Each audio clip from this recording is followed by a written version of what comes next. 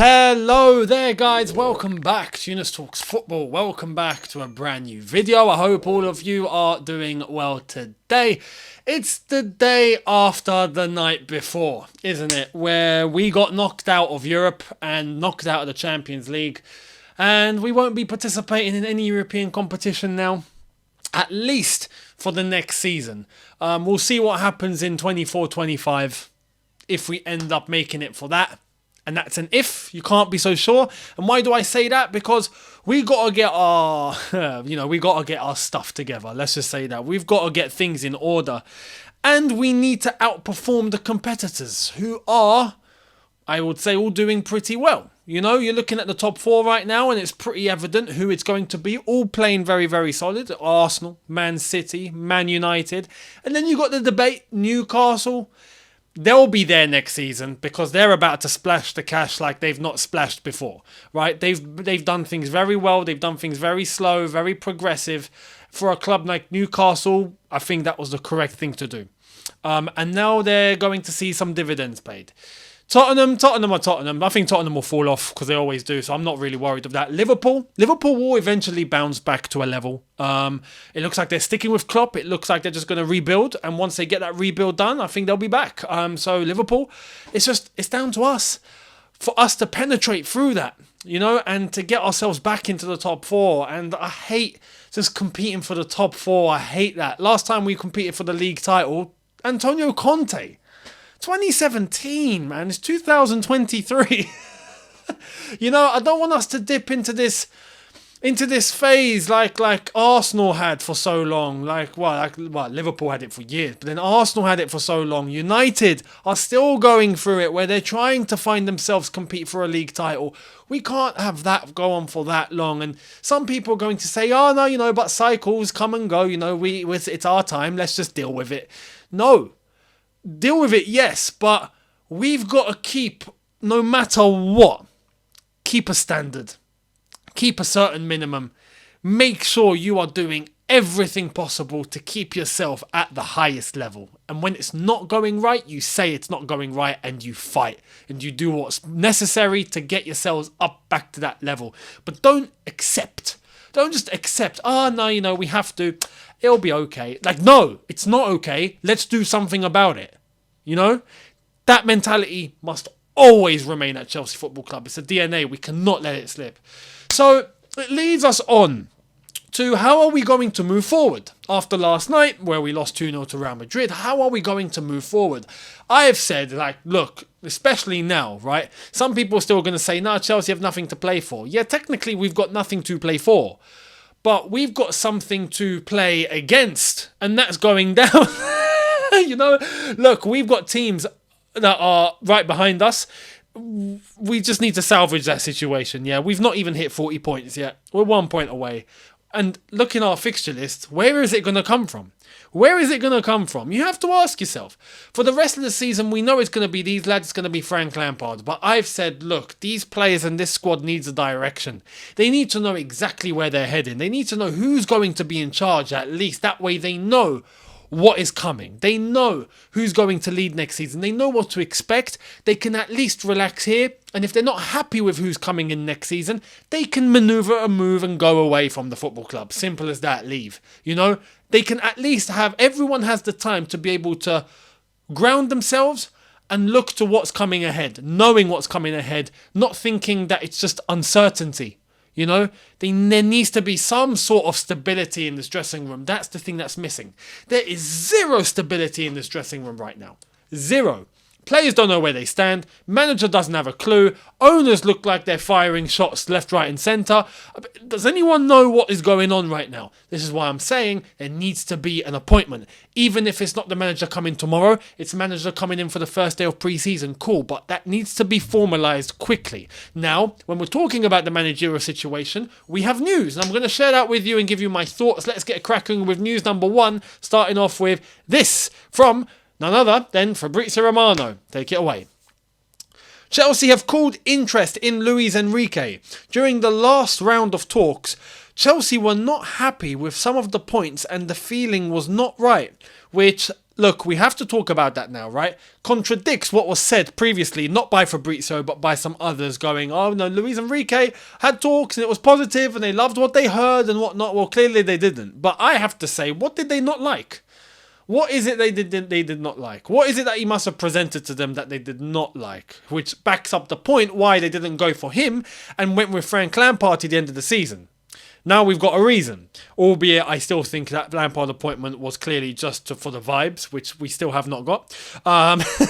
It was to appease the supporters and to calm everyone down. That's kind of backfired because now everyone's fuming and now everyone's lost faith and everyone's dead inside thanks to last night. So, Luis Enrique, what is it that they were not happy with? Personally, I can't think of anything that would be such an issue when I look at Luis Enrique that you just think, yeah, no, you know this is going to be a problem. What is it? The one thing that I think is the genuine problem is I don't think they want Luis Enrique anyway.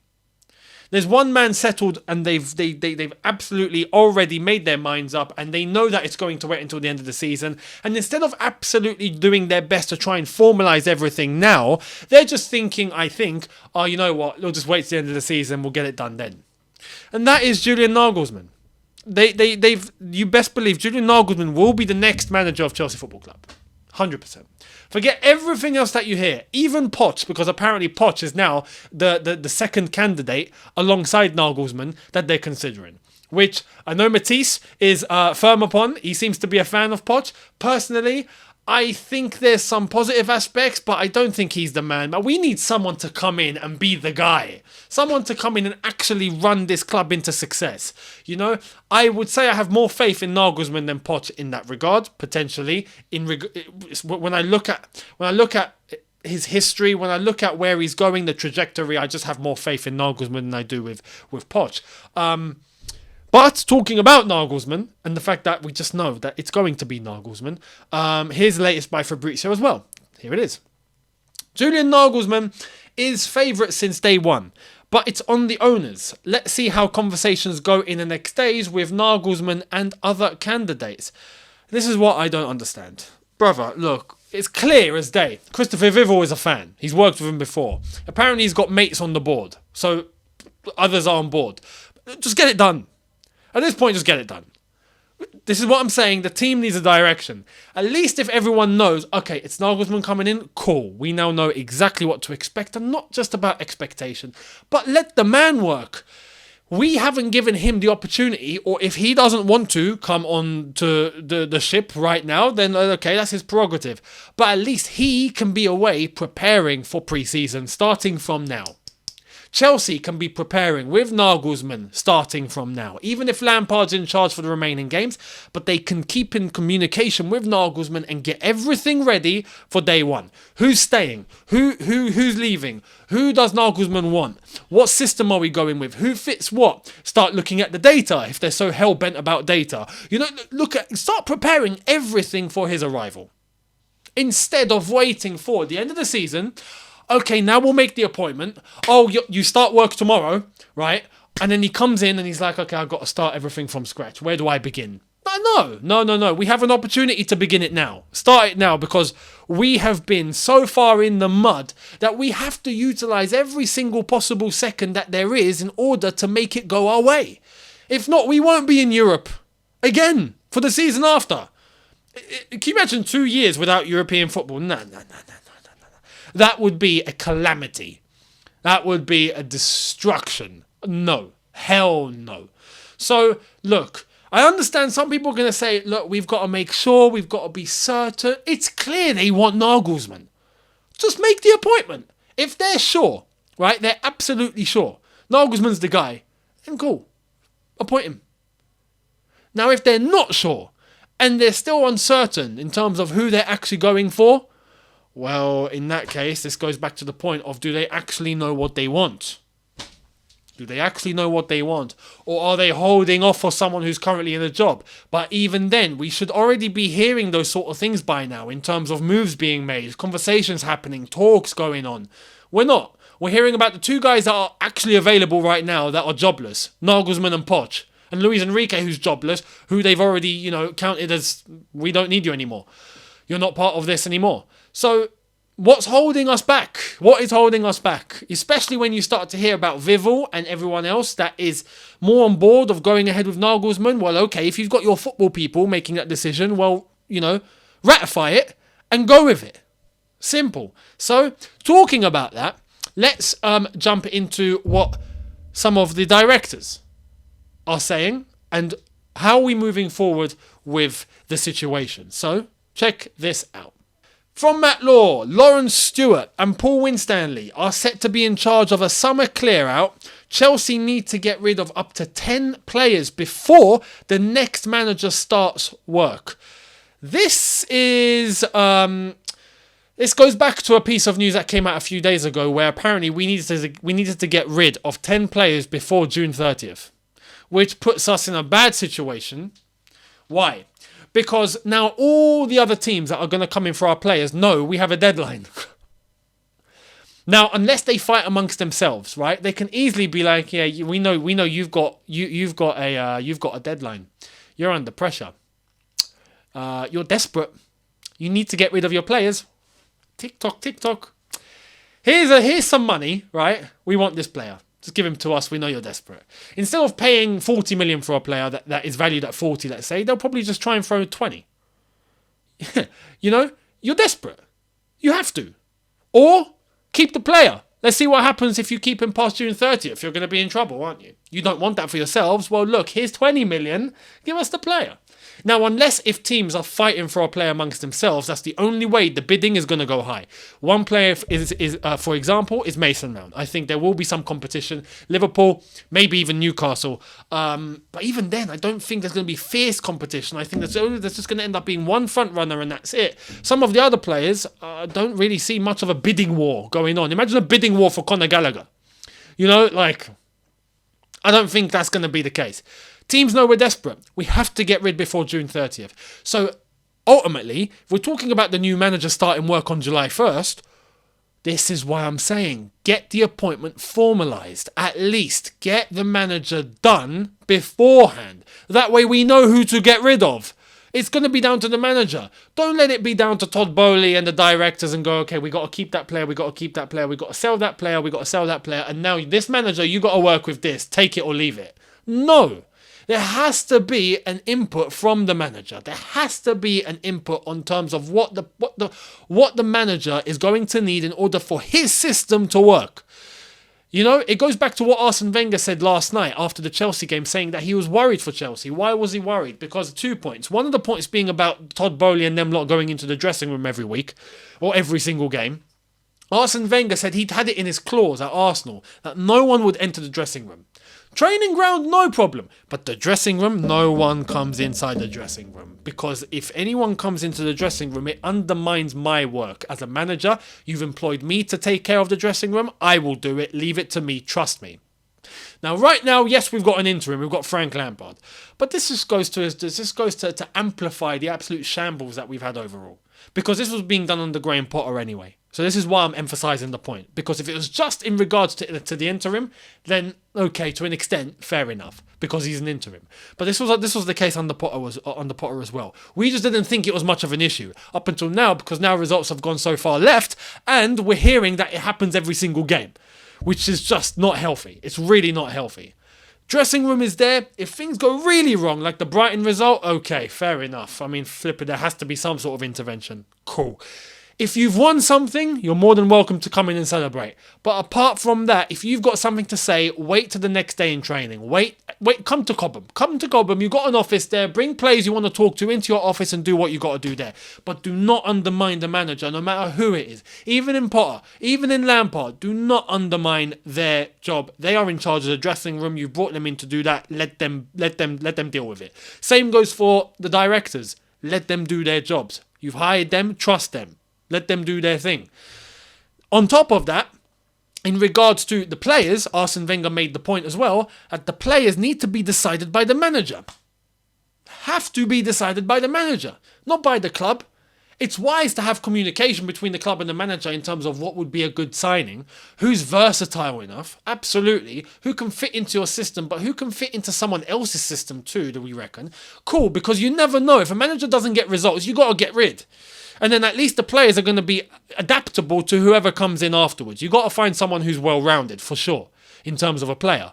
But you got to have the input of the manager. You absolutely have to. So this is where I'm hoping that we actually do that. And with Lawrence Stewart and Paul Winstanley set to be in charge of the clear out and who we're selling, I hope that we end up getting rid of everyone we got to get rid of. Now, in terms of who's coming in, we've already got 3 new players coming in. You're going to be like, what? 3? Who? Well, here it is. There are already 3 guaranteed additions into the squad next season. Nkunku, Gusto, and Levi Colwill. Levi Colwill, obviously on loan at Brighton at the moment. He will be back for sure, and a great addition at that. Gusto at right back to be competitors with Reece James, fighting for that place. Absolutely brilliant, coming from Olympique Lyon. And Nkunku coming from RB Leipzig. Which this is where I see one good point in a Nagelsmann appointment. Because now we've got a direct link between player, manager and boardroom.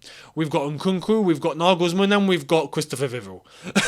They've all worked together at Leipzig, best player, manager and director. So that's a plus. That's at least some structure. But again, that's just maybe a little bit too trivial. Maybe that's just something that's nice. Nkunku coming in, Gusto and Colwell, 3 new players that are going to be coming in that I think we absolutely need. But it emphasises on the point now.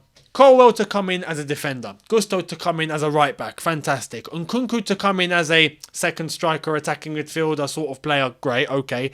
We need 2 more positions, as far as I'm concerned, that are absolutely crucial. We still need a defensive midfielder, and we bloody hell need a striker. We get those sorted, I think that's all the business we need to do. We don't need to do any other business. The rest is going to be chopping the squad. Get rid of whoever we need to get rid of. Keep who we're keeping, and move with that. Get a striker, a DM, these 3 players coming in, and I think we'll be fine. We don't need to go reckless in the summer. We absolutely don't. We just need to identify a DM and a striker with these guys, and I think we're ready. With a new manager who has a plan and an imprint and an identity, a philosophy, a system. Get the players working in pre-season, and then let's go for the new season. So that is what I'm hoping is going to happen. Now, in terms of players, who's leaving, who's not, contracts and this, there's one piece of news that's going to be absolutely crucial to the futures of players at Chelsea Football Club, and it's to do with the contracts after getting rid of European football, after getting eliminated from the Champions League and not having European football next season. Check this out. Most recent signings, or those who have agreed new contracts, will see their earnings slashed by at least 30%. Some contracts have also been discussed which have included potential wage increases as high as 50% linked to being in the Champions League. The decision to enforce an incentivized salary structure was designed to motivate players. A disastrous season has left a number of squad members privately questioning their futures.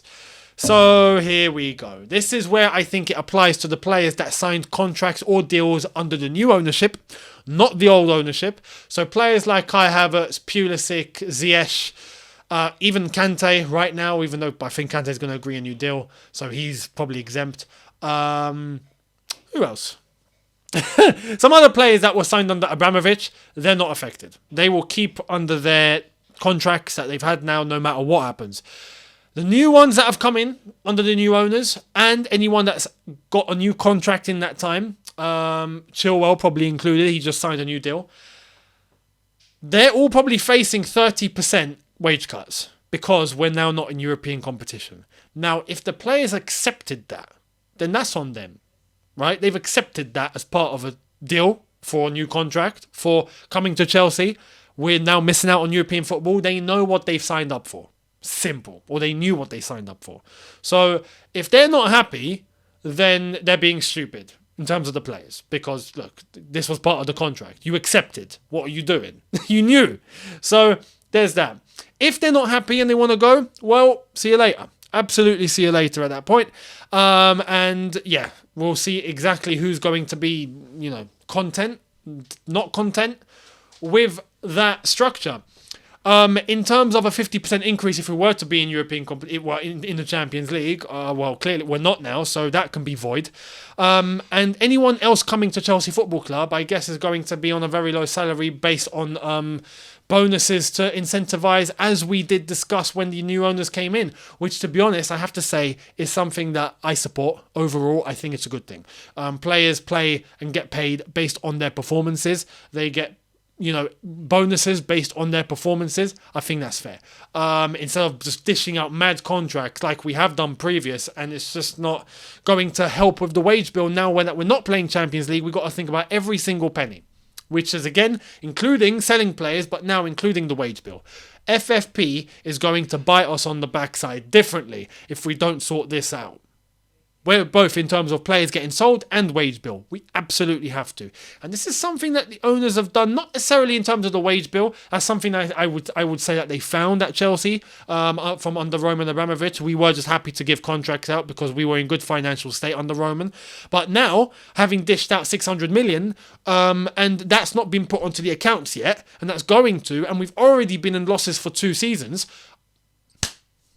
we absolutely need to get this financial situation correct. And I think that's going to be the priority of the ownership, which doesn't help because when you put money before football, it tends to affect your performances on the pitch. You sabotage yourselves on the pitch because now your whole focus is on what's best for the team, but it's on what's best for the bank account. And it's, put on what's best for the financial structure of the club rather than thinking about the actual football.